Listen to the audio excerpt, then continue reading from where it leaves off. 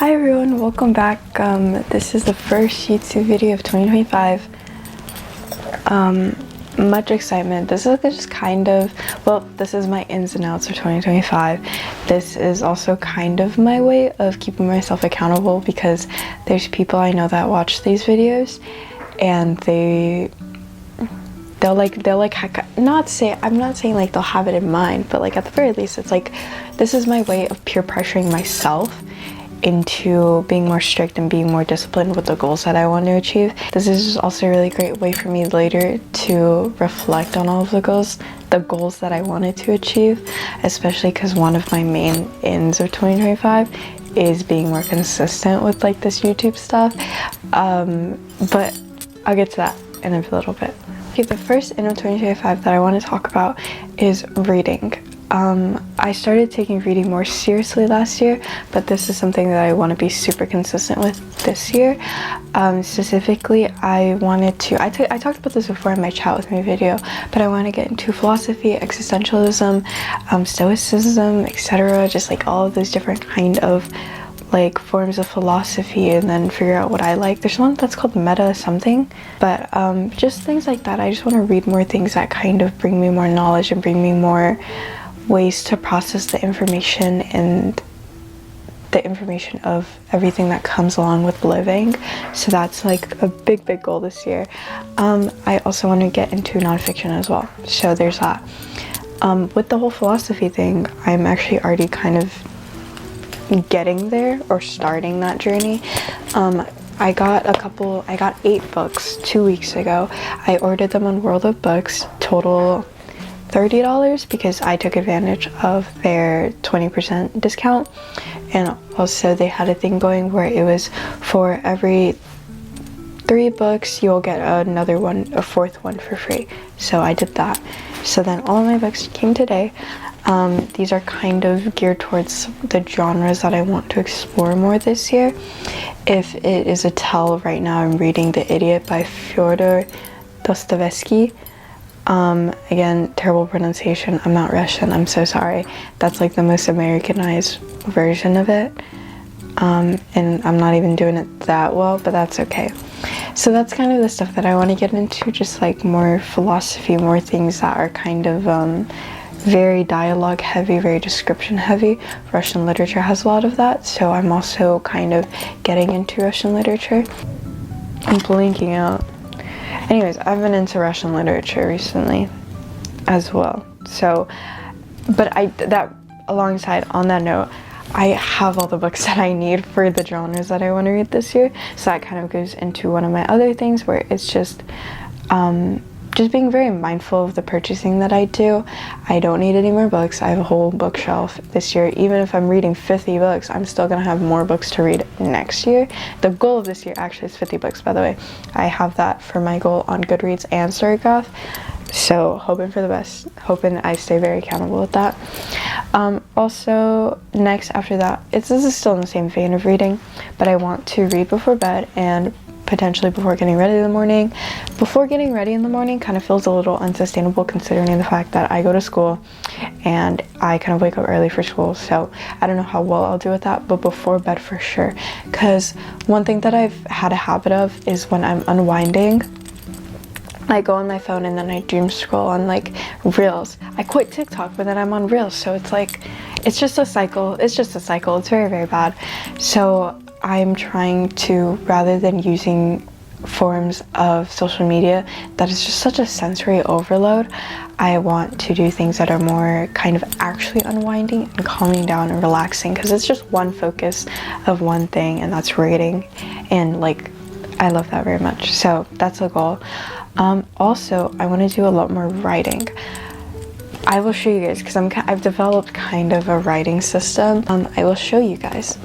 I have a system right now, and I have currently 5 notebooks in rotation, but 4 primarily. The 5th one is kind of more creative ideas, but then also I don't want to carry around too many notebooks, so it's also that. But these are the main ones that I'm using right now. I will explain this one. This one is the most long-standing form of writing that I've been doing. I journal, but I want to continue this, obviously, because I think journaling helps me a lot with processing things and the emotions that I feel and all of that jazz. And I think it's a very beautiful thing because I have so much to look back on as well. I do a lot of visual stuff in my journals. Much fun, much enjoyment. I really enjoy doing that. But with this, I feel like I kind of have it kind of strict with the way that I write, and when I write I find that sometimes I stretch out what I'm writing, or I'm writing it at a later time when things happen, so I don't recollect things as easily. So I think this is still going to be my main form of writing and journaling. If all else fails, this is my day one, this is what I go back to. But I think I'm going to start relying on it a little bit less in forms of other writing. Well, I will show you guys this one. I got this as stationery a while ago.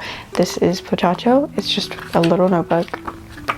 What I've been using it for, because it was blank. But I have pen pals, and what I do is I like writing my letters in ink, so with pens, and so I just prepare like the letter first in this little notebook, and then I copy it over, and then I can just mark it off when I'm done. But this is also just a good way to use notebook paper that I've been having sit around for a while, because I really like writing in pen. I think it's just I just like it a lot better, the aesthetic, and also it's more intimate, it's more fun for me. So it's kind of nice. Also, I have the notebook already. I've had this for a while and it's been blank, so I've been finding a good way to use it. One of my other ends is pen pals, so this is what it definitely strives towards, in being very consistent with pen paling and writing letters to my pen pals and all that jazz. Back to writing. This is my other journal. This is my pocket notebook. This is what I'm keeping with me all the time.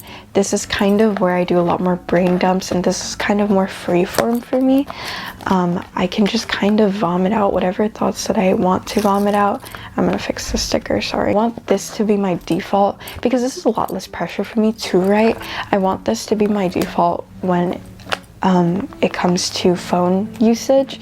So instead of using my phone, well, I'm keep making this a habit with the reading thing, and with this I'm always gonna have this on me, and I'm always gonna have a book on me. So my first instinct, instead of grabbing my phone, if I'm not in the mood to read, I grab a notebook, doodle, write, anything. Like, it doesn't even matter.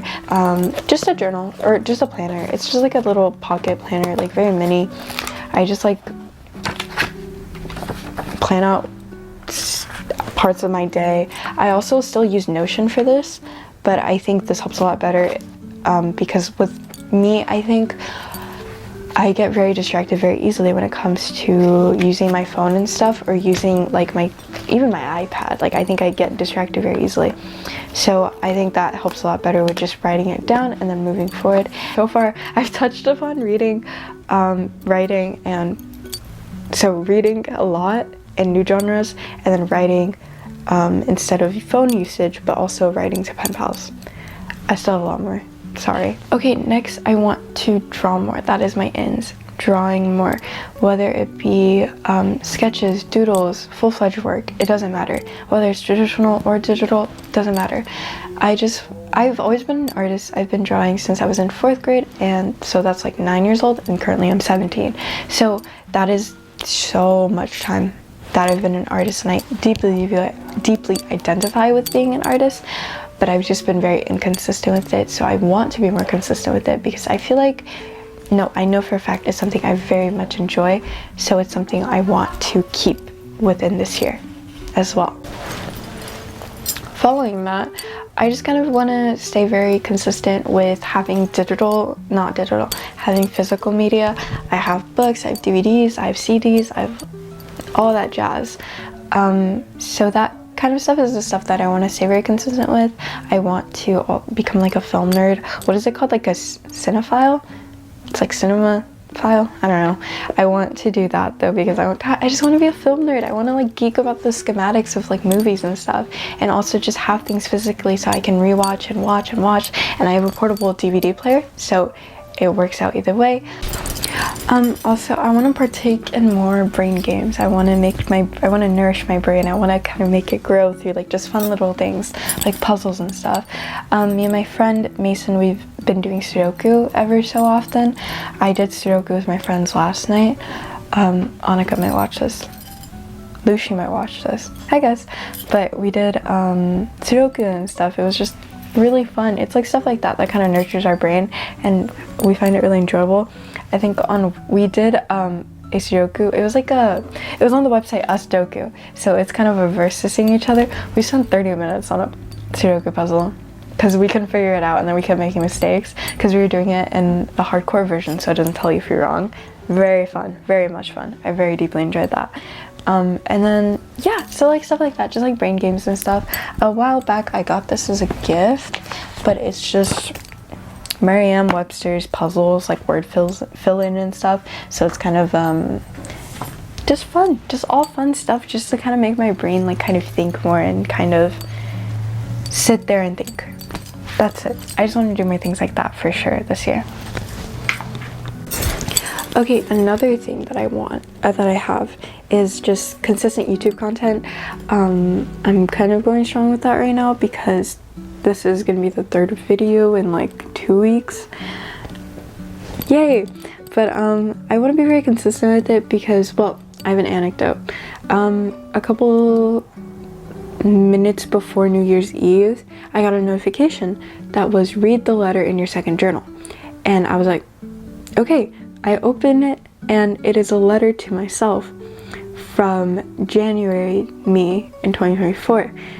And I thought it was the sweetest thing ever, and it was just me being like, I hope your year went well. You're in such a different like mindset now, like a different space, a different world. I wrote that at during junior year, and I'm a senior now, so it was very sentimental to look back on myself and to kind of have that. But I also found myself wishing, like, wow, I really wish I wrote more back then to myself, because like that is such a beautiful thing to have, a physical thing from the past, I guess. And this is kind of my way of doing that on YouTube in a video form, is to exist on the internet and to have these things to look back on. I'm slowly implementing like forms of lighting mid-video because I started filming like at 4, but the sun goes down at like 4:50 and it's 4:37, so that's that. But I'll try to keep it a little bit more swift. I also want to get into a lot more new music. Recently I've been listening to a lot more music because of my friend Mason. He's been doing a lot of recommendation, and I've been jumping from genre to genre. One funny thing that I've been doing recently that I talked about, not on the channel, don't know where I referenced it, but I've been listening to Lucky in the morning on my way to school. Not recently, but actually the other day I did, because I drove to the library. But I was listening to Lucky because my alarms when I wake up, I have 4 different alarms. The first one is Televangelism by Ethel Cain. The next one is White Ferrari, Frank Ocean, Bad Religion, Frank Ocean, and then White Ferrari again, Frank Ocean. So I have a lot of alarms to help me wake up, because I've been sleeping really late. I always sleep really late. It's a very bad habit. I'm working on it. Recently I've been doing a lot better with it, but still. So I always have like 4 alarms, and those are some like depressing songs to wake up to. And it's like, I told my friends about the Frank Ocean stuff, and they were like, do you even try to be happy? Like, which I think is really funny. But so to counteract the fact that I wake up to televangelism, whenever I wake up to televangelism, I sit up in bed and I'm just like,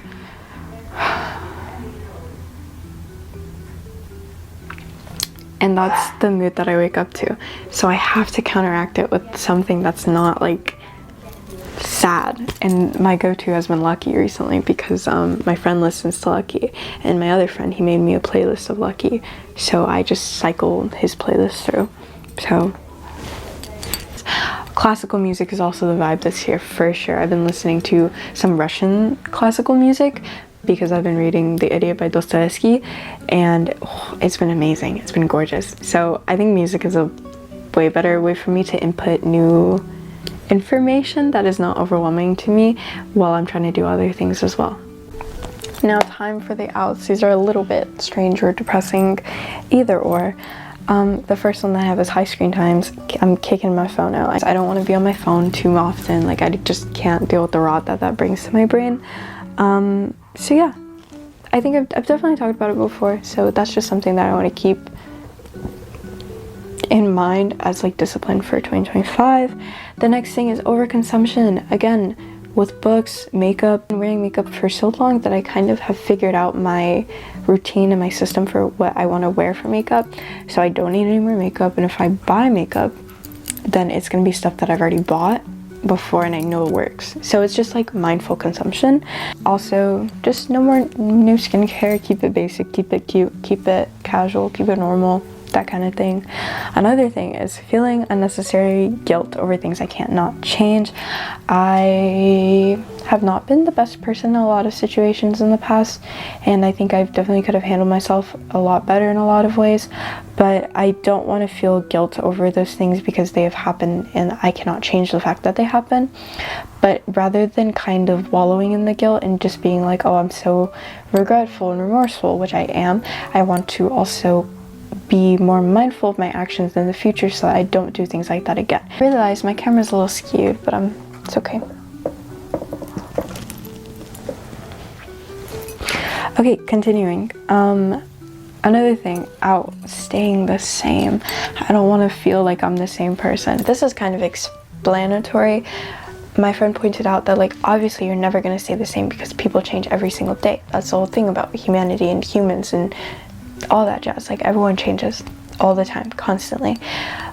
I guess it's more so the feeling of staying the same. I don't want to end off 2025 feeling like I didn't evolve as a person. Even if I know for sure changes happen, I don't want these changes to happen and be so subtle that I don't even recognize them or they don't feel as important to me. And I just don't want to feel like I'm the same exact person as I was last year. Following that, no more TikTok and the overuse of social media. I don't need it. I really like using Instagram because I get to dump like kind of photos and fun stuff on there and kind of connect with other people. But I also find myself switching from TikTok once I've deleted it, or because I've deleted it, switching from TikTok over into Instagram Reels. It's a cycle and it's terrible and it's sensory overload. It's just too much input for my brain to kind of process, and that is why my brain feels like mush.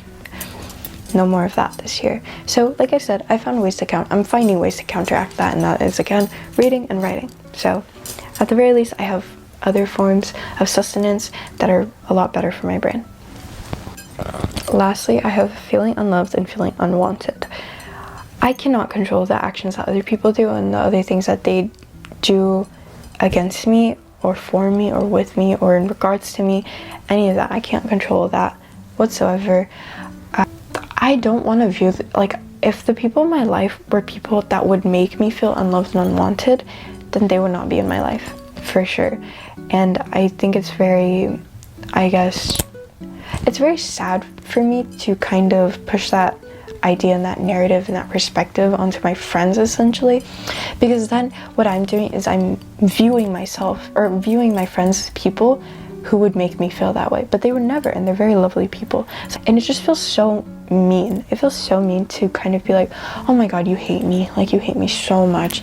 And then it's like I do it as a bit, I do it as a joke, but then also I can't lie and act as if some part of me doesn't truly believe that sometimes. So that's also kind of my way of being like, get that out of your brain. Your friends are gorgeous, lovely people and you love them to death. So why are you viewing them as if they hate you so much when they've done nothing but make you feel loved, or their actions have not indicated anything? I kind of go in circles and circles and circles, but I think it's also a good thing to kind of remind myself that these are not things that I want to keep in my life. It's not like a new sentiment, and I know that. And even if I know that, that doesn't mean that it's not issues that I deal with currently, and it's not things I don't struggle with. So it's always good to have the reminder and to kind of just talk to myself about it and be like, hey, these are ways that I want to be better as a person. I think that's it for my video. All I do is kind of chat and stuff. I really hope you guys enjoyed. Much love. Thank you so much for the support, like, so far. I am kind of just in awe in general of how much like love I've gotten from everyone, and I'm very forever grateful for everyone within my life, and I love you guys so much. Thank you.